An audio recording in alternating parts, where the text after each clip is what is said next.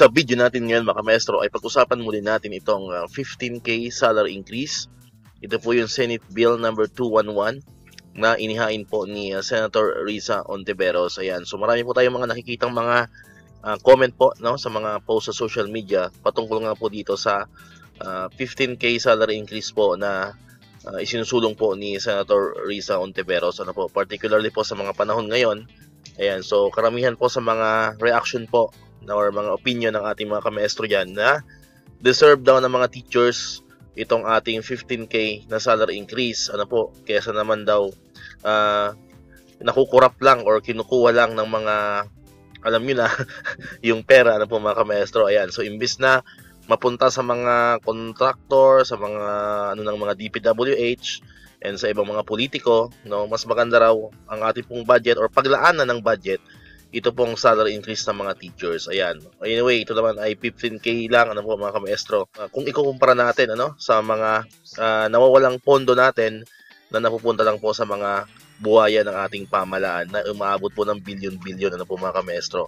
Ayan. So review lang po natin ng konti itong ating Senate Bill number 211. Ayan. Ito po ay na-repost din ni Risa Ontiveros kahapon.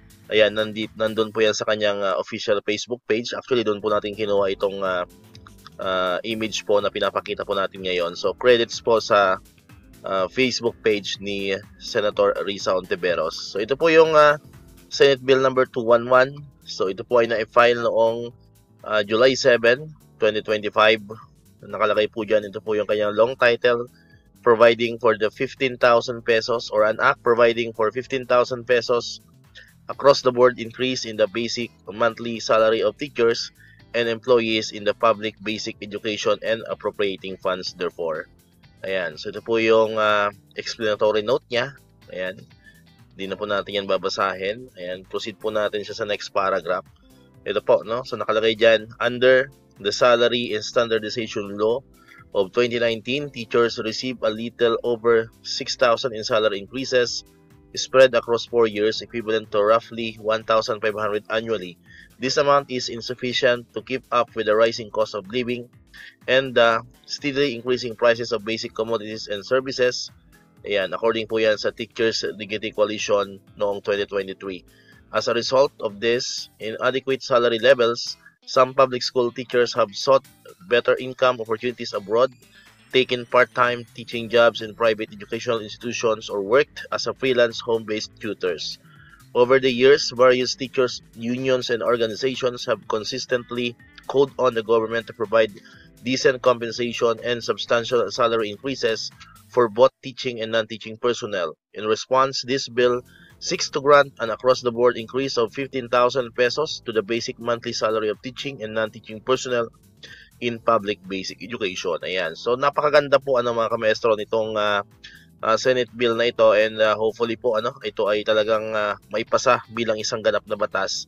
And naniniwala naman po tayo kay Senator Risa Ontiveros na hindi siya titigil hangga't hindi po ito naipapasa sa first, second hanggang sa third reading and the bicameral conference hanggang sa ito po ay mapirmahan ng ating Pangulo at maging isang ganap na batas. Ayan. So sabi ka natin, napapanahon na ito, itong bill na ito kasi ayan, kagaya nga ngayon sa mga nangyayari sa ating bansa, laganap ang corruption, ang daming mga nasasayang na pondo. So what if bigyan po ng sapat na pondo ang education, ang atin pong DepEd, especially po sa teaching, yung salary increase po natin, para naman kasi alam naman natin pag nagkaroon po tayo ng salary increase, gaganda na po, gaganda yung ating education system. So syempre magsisimula po yan sa mga teachers and then and so on, papasok na rin dyan yung pag-improve ng ating mga facilities, mga equipment, yung ating pong technology, mga kamaestro. So napanahon na itong 15,000 na ito na salary increase, mga kamaestro. And ayan, nakalagay din dito sa paragraph na ito na nagkakaroon po ng iba't ibang mga sideline, yung mga kamaestro natin dyan, and nakakalungkot pa, marami po sa mga galing pong teachers natin ang napipilitan talagang mag-work abroad kasi di hamak na mas malaki ang sinesweldo doon sa ibang bansa. Ayan. So and then yung iba naman, nagkakaroon po ng mga sideline, mga part-time job, para mas lumaki ang kita nila. So pag tinaasan po ito yung ating sweldo, no? Ginawa po siyang or dagdagan po tayo ng 15,000, iba hindi na mapipilitan mag-sideline pa ano po mga kamaestro. Kumbaga, mabibigyan po ng time, no? Mas mabibigyan ng mas maraming time ng isang teacher ang kanya pong trabaho. Ano po? Kasi nga hindi niya na kailangan pang magkaroon ng mga sideline pa.